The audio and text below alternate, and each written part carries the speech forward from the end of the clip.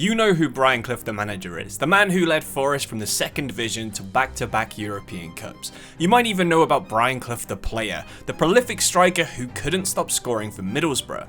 But what if I told you that Clough could have worn Forest red long before he ever stood on the touchline? And that's because in the winter of 1959, Nottingham Forest would try to sign Brian Clough, not as a manager, but as a record-breaking striker. If that deal had gone through, football history could have looked completely different. In the late 1950s, Brian Clough was unstoppable. Long before he became the most quotable man in football, he was one of its most feared forwards. In his time at Middlesbrough, he scored 197 goals in just 213 games, a strike rate that was so ridiculous that modern fans would probably compare it to Erling Haaland. Clough himself said, "If I had a decent defence behind me, they would have won the league," and he really wasn't exaggerating. At the time, Middlesbrough were a mid-table second division side, but Brian Clough would score 40 goals in a season 4 years in a row. He was quick, he was clinical, and he was relentless. And one of his favourite victims was Nottingham Forest. With Forest being a first division side for most of his career, they wouldn't play too often, but he would hit a couple of hat-tricks, including one in an 8-0 thrashing in November 1959. A defeat that was so heavy, the Forest fans could barely believe what they'd seen. But this is where things take a little bit of a turn. Just 22 days after that humiliation, Nottingham Forest decided that if they couldn't stop Brian Clough, they would have to buy him. On December the 14th, 1959, the Daily Herald had this back page. Forest planning a money no object bid for England striker Brian Clough. Forest were prepared to offer £50,000, which was more than any British club had ever spent on any player, and it actually would have been the third highest transfer fee in the entire world.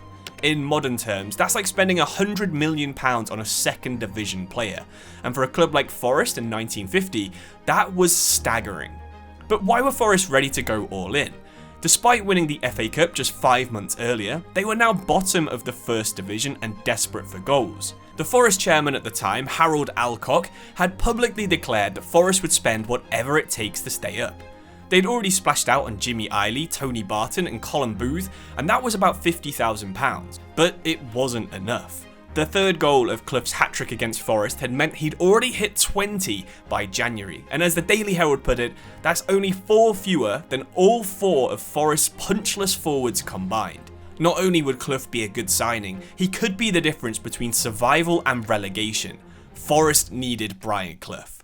But there was a bit of a problem. Brian Clough was in a standoff with his Middlesbrough manager Bob Dennison. A couple of weeks earlier, he'd fallen out with basically the entire dressing room. They thought he was arrogant, and in turn he was given the captaincy. The fans loved him, but you could tell that the manager and the board at Middlesbrough was starting to turn. A transfer that winter seemed inevitable. Forest were ready to move for him, and Clough was clearly restless, but before they could even submit an offer, there was another twist, and it was from Italy. Fiorentina and AC Milan had both also inquired about Clough. At the time, Italian football was better than English, but the Italian FA had a strict ban on signing foreign players. And yet, there were rumours they were willing to lift that ban just for them to sign Brian Clough. Imagine it, Brian Clough moving from post-war Middlesbrough to live in Florence and being one of the highest paid athletes in the entire world. But in the end, Middlesbrough would refuse to sell that winter. Clough would stay, and he would get a little bit more frustrated each year. 2 years later, he would finally leave. This, of course, wasn't for Forest, and not for Florence either. He would move to Sunderland in 1961. He kept scoring for fun, but then came the tragedy that changed everything. On Boxing Day 1962, in a game against Bury, Clough would collide with the goalkeeper and tore both his cruciate and medial ligaments in his knee. He would play on for 2 more years, but by the time that he was 29, he retired. 251 goals in 274 games, only 2 England appearances, and no big move to Italy. Meanwhile, if we go back to 1959, Forest would survive that season by a single point. They avoided relegation despite losing the last game of the season to Leeds, who finished just below them, but it's hard not to imagine what the 1960s could have been like if they had Clough up front, a man who could score 40 goals a season by himself.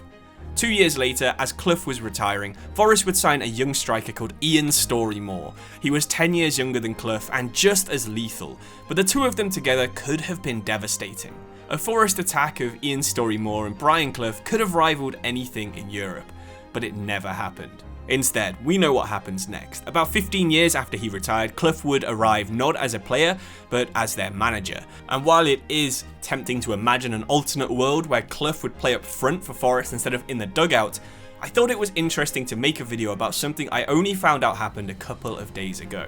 I'm sure there's a lot of people out there that already knew this existed, but if you didn't, I really would appreciate if you could drop a like and maybe subscribe to the channel. I've got a lot more little hidden Forest facts out there that I'm going to make videos on over the next couple of months, so check those out if they've already been released, and if not, check out the 3 or 4 videos that are already up on the channel. This is one of my favourites because sometimes history does turn on these strange moments, you know? Sometimes the greatest signings are the ones that never happened. It could be Wesley Verhoek leading Forest to their 3rd Champions League title in just a couple of years. But thank you for watching. Come on you Reds. I'll see you soon. Cheers and goodbye.